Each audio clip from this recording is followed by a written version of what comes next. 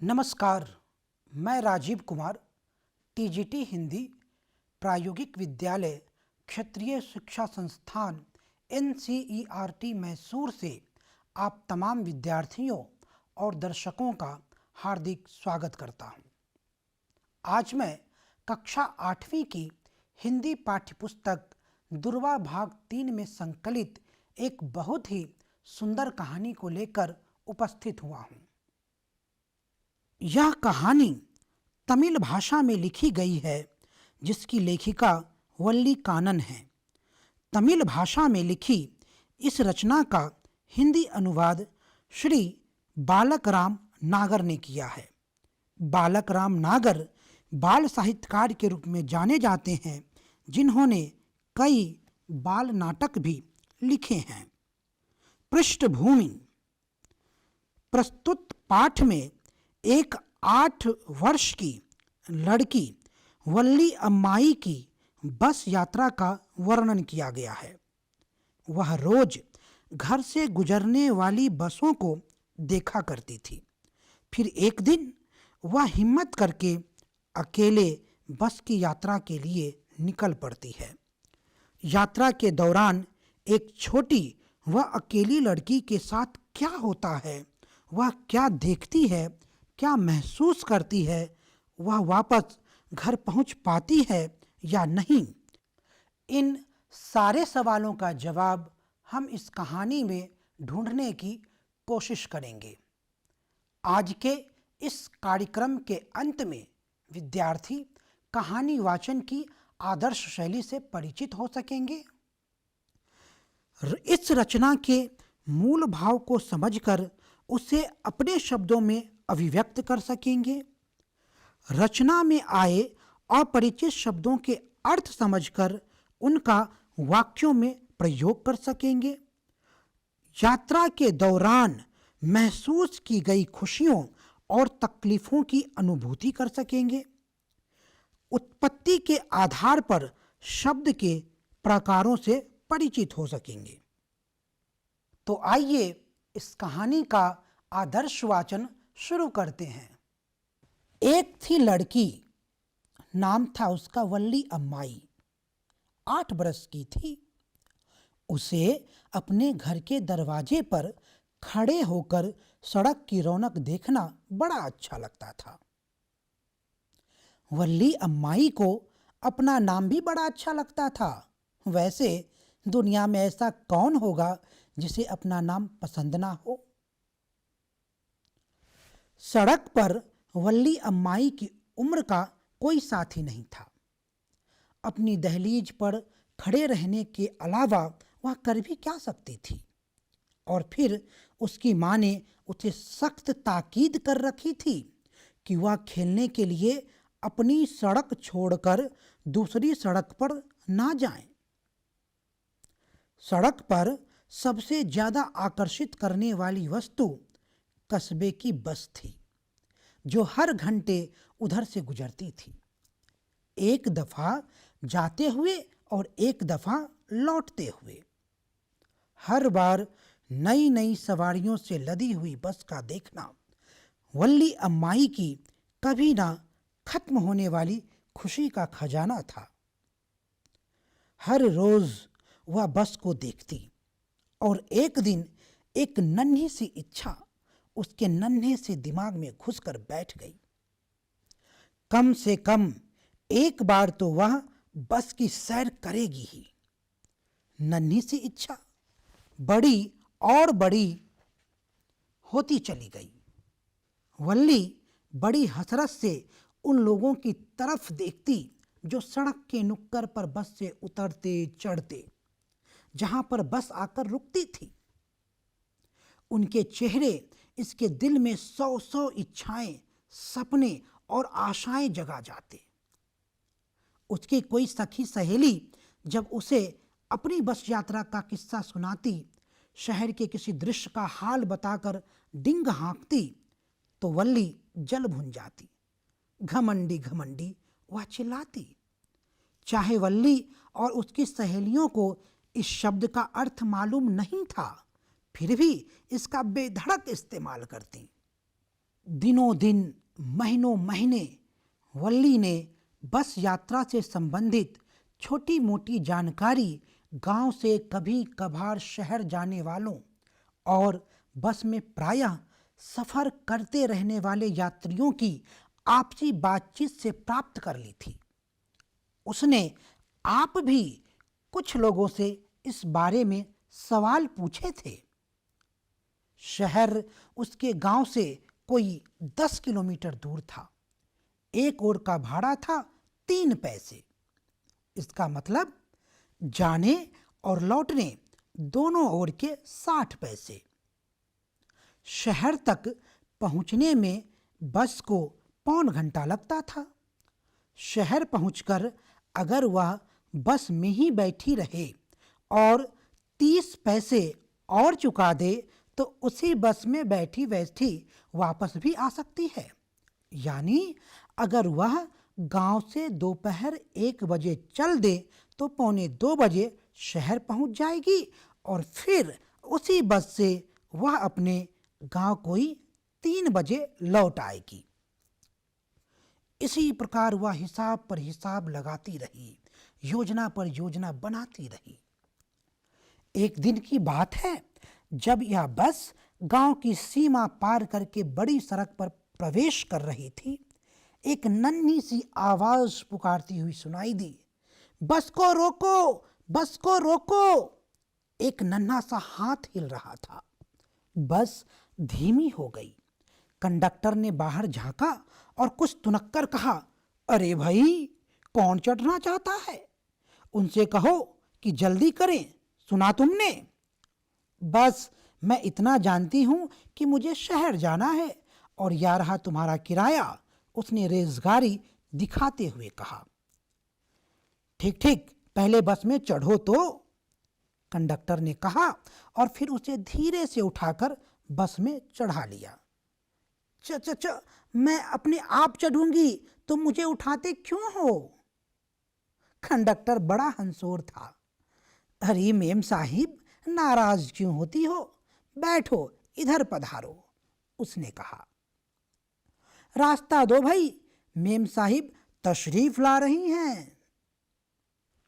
दोपहर के उस समय आने जाने वालों की भीड़ भाड़ घट जाती थी। पूरी बस में कुल 6-7 सवारियां बैठी हुई थी। सभी मुसाफिरों की नज़र वल्ली पर थी और वे सब कंडक्टर की बातों पर हंस रहे थे। वल्ली मन ही मन झेंप गई। आंखें फेरकर वह जल्दी से एक खाली सीट पर जा बैठी। गाड़ी चलाएं बेगम साहिबा? कंडक्टर ने मुस्कुराकर पूछा। उसने 2 बार सीटी बजाई। बस गरजती हुई आगे को बढ़ी। वल्ली अब कुछ आंखें फाड़कर देख रही थी। खिड़कियों से बाहर लटक रहे पर्दे के कारण उसे बाहर का दृश्य देखने में बाधा पड़ रही थी। वह अपनी सीट पर खड़ी हो गई और बाहर झांकने लगी। इस समय बस एक नहर के किनारे किनारे जा रही थी। रास्ता बहुत ही तंग था। एक और नहर थी और उसके पार ताड़ के वृक्ष, घास के मैदान, सुदूर पहाड़ियां और नीला आकाश। दूसरी ओर एक गहरी खाई थी जिसके परे दूर दूर तक फैले हुए हरे भरे खेत। जहां तक नजर जाती हरियाली ही हरियाली। आहा, यह सब कुछ कितना अद्भुत था। अचानक एक आवाज आई और वह चौंक गई। सुनो बच्ची, वह आवाज कह रही थी, इस तरह खड़ी मत रहो, बैठ जाओ। वल्ली बैठ गई और उसने देखा कि वह कौन था। वह एक बड़ी उम्र का आदमी था जिसने उसी के भले के लिए यह कहा था, लेकिन उसके इन शब्दों से वह चिढ़ गई। यहाँ कोई बच्ची नहीं है, उसने कहा, मैंने पूरा भाड़ा दिया है। कंडक्टर ने बीच में पढ़ते हुए कहा, जी हाँ, यह बड़ी बेगम साहिबा हैं। क्या कोई बच्चा अपना किराया अपने आप देकर शहर जा सकता है? वल्ली ने आंखें तरेर कर उसकी ओर देखा। मैं बेगम साहिबा नहीं हूँ, समझे? और हाँ, तुमने अभी तक मुझे टिकट नहीं दिया है। अरे हाँ, कंडक्टर ने उसी के लहजे की नकल करते हुए कहा और सब हंसने लगे। इस हंसी में वल्ली भी शामिल थी। कंडक्टर ने एक टिकट फाड़ा और उसे देते हुए कहा, आराम से बैठो, सीट के पैसे देने के बाद कोई खड़ा क्यों रहे? मुझे यह अच्छा लगता है, वह बोली। खड़ी रहोगी तो गिर जाओगी, चोट खा जाओगी। गाड़ी जब एकदम मोड़ काटेगी या झटका लगेगा तभी मैंने तुम्हें बैठने को कहा है बच्ची। मैं बच्ची नहीं हूं, तुम्हें बता दिया ना, उसने कुड़कर कहा। मैं 8 साल की हूं। क्यों नहीं, क्यों नहीं, मैं भी कैसा बुद्धू हूं। 8 साल, बाप रे। बस रुकी। कुछ नए मुसाफिर बस में चढ़े और कंडक्टर कुछ देर के लिए व्यस्त हो गया। वल्ली बैठ गई। उसे डर था कि कहीं उसकी सीट ही ना चली जाए। एक बड़ी उम्र की औरत आई और उसके पास बैठ गई। अकेली जा रही हो बिटिया? जैसे ही बस चली उसने वल्ली से पूछा।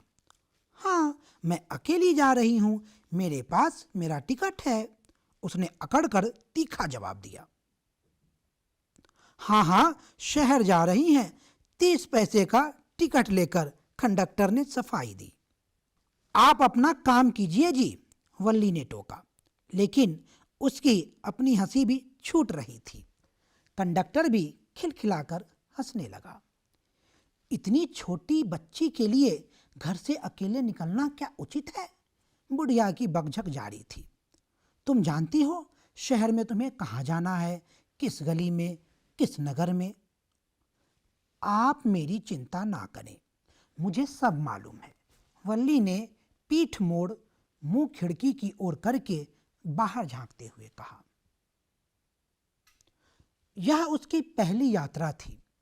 इस सफर के लिए उसने सचमुच कितनी सावधानी और कठिनाई से योजना बनाई थी।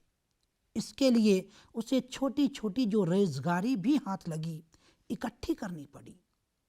उसे अपनी कितनी ही इच्छाओं को दबाना पड़ा, जैसे कि वह मीठी गोलियां नहीं खरीदेगी, खिलौने, गुब्बारे कुछ भी नहीं लेगी। कितना बड़ा संयम था यह। और फिर विशेष रूप से उस दिन जब जेब में पैसे होते हुए भी गांव के मेले में गोल गोल घूमने वाले झूले पर बैठने को उसका कितना जी चाह रहा था। पैसों की समस्या हल हो जाने पर उसकी दूसरी समस्या यह थी कि वह मां को बताए बिना घर से कैसे खिसके। लेकिन इस बात का हल भी कोई बड़ी कठिनाई पैदा किए बिना ही निकल आया। हर रोज दोपहर के खाने के बाद उसकी माँ कोई 1 बजे से 4 साढ़े 4 बजे तक सोया करती थी। वल्ली का बीच का यह समय गांव के अंदर सैर सपाटे करने में बीतता था, लेकिन आज वह यह समय गांव से बाहर की सैर में लगा रही थी। बस चली जा रही थी, कभी खुले मैदान से, कभी किसी गांव को पीछे छोड़ते हुए और कभी किसी ढाबे को। कभी यह लगता कि वह सामने से आ रही किसी दूसरी गाड़ी को निकल जाएगी या फिर किसी पैदल यात्री को, लेकिन यह क्या, वह तो उन सबको दूर पीछे छोड़ती हुई बड़ी सावधानी सफाई से आगे निकल गई। पेड़ दौड़ते हुए उसकी ओर आते दिखाई दे रहे थे, लेकिन बस रुकने पर वे स्थिर हो जाते और चुपचाप बेबस से खड़े रहते। अचानक खुशी के मारे वल्ली तालियां पीटने लगी। गाय की एक बछिया अपनी दुम ऊपर उठाए सड़क के बीचों बीच बस के ठीक सामने दौड़ रही थी। ड्राइवर जितनी जोर से भोंपू बजाता उतना ही ज्यादा वह डर कर बेतहाशा भागने लगती। वल्ली को यह दृश्य बहुत ही मजेदार लगा और वह इतना हंसी कि उसकी आंखों में आंसू आ गए। बस बस बेगम साहिबा, कंडक्टर ने कहा, कुछ हंसी कल के लिए रहने दो। आखिर बछिया एक ओर निकल गई और फिर बस रेल के फाटक तक जा पहुंची। दूर से रेलगाड़ी एक बिंदु के समान लग रही थी। पास आने पर वह बड़ी और बड़ी होती चली गई। जब वह फाटक के पास से धड़धड़ाती दनदनाती हुई निकली तो बस हिलने लगी। फिर बस आगे बढ़ी और रेलवे स्टेशन तक जा पहुंची। वहां से वह भीड़ भड़क्के वाली एक सड़क से गुजरी जहां दोनों ओर दुकानों की कतारें थी। फिर मुड़कर वह एक और बड़ी सड़क पर पहुंची। इतनी बड़ी बड़ी सजी दुकानें, उनमें एक से एक बढ़कर चमकीले कपड़े और दूसरी चीजें। भीड़ की रेलम पेल। वल्ली हैरान भौचक्के सी हर चीज को आंखें फाड़े देख रही थी। बस रुकी और सभी यात्री उतर गए। ए बेगम साहिबा, आप नहीं उतरेंगी क्या? 30 पैसे की टिकट खत्म हो गई, कंडक्टर ने कहा। मैं इसी बस से वापस जा रही हूं। उसने अपनी जेब में से 30 पैसे और निकालकर रेलगाड़ी कंडक्टर को देते हुए कहा। क्या बात है? कुछ नहीं, मेरा बस में चढ़ने को जी चाहा, बस। तुम शहर देखना नहीं चाहती? अकेली? ना बाबा ना, मुझे डर लगता है, उसने कहा। उसके हाव भाव पर कंडक्टर को बड़ा मजा आ रहा था। लेकिन तुम्हें बस में आते हुए डर नहीं लगा? उसने पूछा। इसमें डर की क्या बात है? बल्ली ने जवाब दिया। अच्छा, तो उतरकर उस जलपान गृह में हो आओ, कॉफी पी लो, इसमें डर की क्या बात है? मैं नहीं पीऊंगी। अच्छा, तो क्या मैं तुम्हारे लिए कुछ पकौड़े या चबैना लाऊं? नहीं, मेरे पास इसके लिए पैसे नहीं हैं, मुझे बस एक टिकट दे दो। जलपान के लिए तुम्हें पैसे की जरूरत नहीं, पैसे मैं दूंगा। मैंने कह दिया ना, नहीं, उसने दृढ़तापूर्वक कहा। नियत समय पर बस फिर चल पड़ी। लौटती बार भी कोई खास भीड़ नहीं थी। एक बार फिर वही दृश्य, लेकिन वह जरा भी नहीं उबी। हर दृश्य में उसे पहले जैसा मजा आ रहा था। लेकिन अचानक, ओह देखो, वह बछिया सड़क पर मरी पड़ी थी, किसी गाड़ी के नीचे आ गई थी। ओह, कुछ क्षण पहले जो एक प्यारा सुंदर जीव था, अब अचानक अपनी सुंदरता और सजीवता खो रहा था। अब वह कितना डरावना लग रहा था। फैली हुई टांगें, पथराई हुई आंखें, खून से लथपथ। ओह, कितने दुख की बात। यह वही बछिया है ना जो बस के आगे आगे भाग रही थी जब हम आ रहे थे? वल्ली ने कंडक्टर से पूछा। कंडक्टर ने सिर हिला दिया। बस चली जा रही थी। बछिया का ख्याल उसे सता रहा था। उसका उत्साह ढीला पड़ गया था। अब खिड़की से बाहर झांककर और दृश्य देखने की उसकी इच्छा नहीं रही थी। वह अपनी सीट पर जमी बैठी रही। बस 3:40 पर उसके गांव पहुंची। वल्ली खड़ी हुई। उसने जम्हाई लेकर कमर सीधी की और कंडक्टर को विदा कहते हुए बोली, अच्छा, फिर मिलेंगे जनाब। वल्ली कानन, अनुवाद बालक राम नागर। आपने कहानी वाचन के दौरान कुछ अपरिचित शब्दों पर गौर किया होगा, तो आइए पहले उन शब्दों के सामान्य अर्थ और वाक्य में उनके प्रयोग को जानते हैं। शब्द, अर्थ और वाक्य प्रयोग। पहला शब्द है रौनक, जिसका अर्थ है चमक दमक या चहल पहल, जिसे अंग्रेजी में ब्राइटनेस कहते हैं। वाक्य प्रयोग देखते हैं। शाम को बाजार की रौनक देखते ही बनती है। दूसरा शब्द है दहलीज, जिसका अर्थ है प्रवेश द्वार, जिसे अंग्रेजी में थ्रेशहोल्ड कहते हैं। वाक्य प्रयोग, लड़की अपने घर की दहलीज पर खड़ी थी। तीसरा शब्द है सख्त ताकीद, यानी कड़ी चेतावनी, जिसे अंग्रेजी में स्टडी वार्निंग कहते हैं। वाक्य प्रयोग देखें। मां ने बच्चे को घर से बाहर ना निकलने की सख्त ताकीद दी। चौथा शब्द है हसरत, जिसका अर्थ है इच्छा, जिसे अंग्रेजी में डिजायर कहते हैं। वाक्य प्रयोग देखें। लड़की की बड़ी हसरत थी कि वह बस की सैर करे। पांचवा शब्द है नुक्कड़, जिसका अर्थ है गली का मोड़, जिसे अंग्रेजी में कॉर्नर कहते हैं। वाक्य प्रयोग देखें। बस हमेशा नुक्कड़ पर रुकती है। अगला शब्द है डिंग हाँकना, जिसका अर्थ है अपनी बड़ाई करना। यह एक मुहावरा भी है, जिसे अंग्रेजी में ब्रैगिंग कहते हैं। वाक्य प्रयोग देखें। अपने बारे में ज्यादा डिंग हाँकना अच्छा नहीं।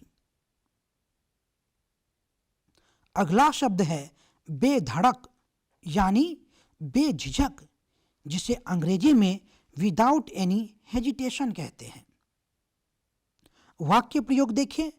वह बेधड़क कमरे के भीतर आ गया। अगला शब्द है पौन घंटा, यानी 45 मिनट का समय, जिसे अंग्रेजी में क्वार्टर पास्ट 1 आवर कहते हैं। वाक्य प्रयोग देखें। शहर तक पहुंचने में बस को पौन घंटा लगता था। अगला शब्द है रेजगारी, यानी छुट्टे पैसे, जिसे अंग्रेजी में चेंज कहते हैं। वाक्य प्रयोग देखें। लड़की के पास रेजगारी नहीं थी। अगला शब्द है तशरीफ लाना, जिसका अर्थ है किसी के आने के बारे में सम्मान पूर्वक कहना, जिसे अंग्रेजी में टू कम कहते हैं। वाक्य प्रयोग देखें। शहंशाह तशरीफ ला रहे हैं। अगला शब्द है लहजा, जिसका अर्थ है ढंग, जिसे अंग्रेजी में स्टाइल कहते हैं। वाक्य प्रयोग देखें। उसके बोलने का लहजा सही नहीं था। अंतिम शब्द है चबैना, जिसका अर्थ है दालमोट या चुरमुरी वगैरह, जिसे अंग्रेजी में स्नैक्स कहते हैं। वाक्य प्रयोग देखें। कहो तो मैं तुम्हारे लिए कुछ चबैना ले आऊं। प्यारे विद्यार्थियों, आइए अब इस कहानी के मूल बिंदुओं पर चर्चा करते हैं। यह कहानी एक 8 वर्षीय लड़की की साहस और समझ की कहानी है। वल्ली के घर के सामने से हर घंटे में एक बस गुजरती थी जो शहर को जाती थी। उसके मन में बस से यात्रा करने की इच्छा जगती थी और वह कुछ पैसे जमा करके बस में बैठ जाती है। बस के कर्मचारी और सहयात्री इस अकेली लड़की को देखकर आश्चर्यचकित हो जाते हैं। आने और जाने के दौरान वल्ली रास्ते के प्राकृतिक दृश्यों का खूब आनंद उठाती है, जैसे एक नहर के किनारे किनारे बस का चलना, नहर के उस पार ताड़ के पेड़ों की पंक्तियां, घास के मैदान, सुदूर पहाड़ियां और नीला आकाश आदि। यह कहानी बाल मनोविज्ञान पर आधारित है। एक बच्चे के मन की आशाओं और आकांक्षाओं तथा उसकी छोटी छोटी खुशियों को इस रचना का आधार बनाया गया है। इस कहानी की रचना कला की बात करें तो हम पाते हैं कि यह कहानी लेखिका के अपने बचपन के यादों पर आधारित है। इस कहानी को पढ़कर सहसा यह पता नहीं चलता कि यह मूल नहीं बल्कि अनुवाद है। यह किसी अनुवादक की बहुत बड़ी सफलता है। इस रचना की केंद्रीय पात्र वल्ली का चित्रण रेखा चित्र की शैली में किया गया है, जिसे पढ़ते ही एक लड़की का चित्र पाठक के मन में उभर आता है। वाक्य विन्यास के स्तर पर देखें तो इस रचना में छोटे छोटे और सरल वाक्यों का प्रयोग किया गया है। साथ ही मुहावरों का प्रयोग भी स्थान स्थान पर मिलता है, जैसे खुशी का खजाना होना, दिमाग में घुस जाना, हथरस से देखना, डिंग हाँकना, जल भुन जाना, हिसाब लगाना, आंखें फाड़ना, पीठ मोड़ना, घर से खिसकना आदि। व्याकरणिक बिंदु की बात करें तो इस कहानी में उत्पत्ति अथवा स्रोत के आधार पर शब्दों के 4 प्रकार यानी तत्सम, तद्भव, देशज और विदेशज का भरपूर प्रयोग हुआ है। तो आइए उत्पत्ति के आधार पर शब्दों के प्रकारों का संक्षिप्त परिचय प्राप्त करते हैं। इस कहानी में रौनक, दहलीज, सख्त ताकीद, दफा, हसरत, तशरीफ, बेगम साहिबा आदि शब्दों का प्रयोग हुआ है। दरअसल यह उर्दू और फारसी के शब्द हैं, जबकि बस, किलोमीटर, कंडक्टर, टिकट आदि अंग्रेजी भाषा के शब्द हैं। दूसरे शब्दों में कहें तो ये सभी विदेशज शब्द कहलाते हैं, यानी भारतीय भाषाओं को छोड़कर अन्य भाषाओं से जो शब्द हिंदी में आए हैं उन्हें विदेशज शब्द कहते हैं। कुछ शब्द ऐसे हैं जो भारत के विभिन्न क्षेत्रों तथा आम बोलचाल की भाषा से लिए गए हैं, जैसे धोती, लोटा, खिचड़ी, डिबिया, पगड़ी, लाठी, कटोरा, फुनगी आदि इन्हें देशज शब्द कहते हैं। कुछ शब्द ऐसे भी हैं जो बिना रूप बदले संस्कृत से सीधे हिंदी में आए हैं, जैसे दुग्ध, रात्रि, जल, गुरु, फल, शत, क्षीर आदि। ये सभी शब्द तत्सम शब्द कहलाते हैं। कुछ शब्द ऐसे भी हैं जो संस्कृत से सीधे न आकर पाली, प्राकृत और अपभ्रंश से होते हिंदी में आए हैं, यानी संस्कृत के मूल रूप में थोड़े से बदलाव लेकर आए हैं, जैसे अग्नि से आग, वत्स से बच्चा, उष्ट्र से ऊंट, चतुर्थ से चौथा, नव से नव आदि तद्भव शब्द कहलाते हैं। प्यारे दोस्तों, आशा करते हैं आपको यह कहानी अच्छी लगी होगी। हमने आपके लिए कुछ प्रश्न तैयार किए हैं, जिनके उत्तर ढूंढकर आप अपनी उत्तर पुस्तिका में लिखिए। तो पहला प्रश्न है, आपने बस, ट्रेन, हवाई जहाज आदि की यात्रा की होगी। उस यात्रा से जुड़ी किसी रोमांचक घटना या स्मृति का वर्णन अपने शब्दों में कीजिए।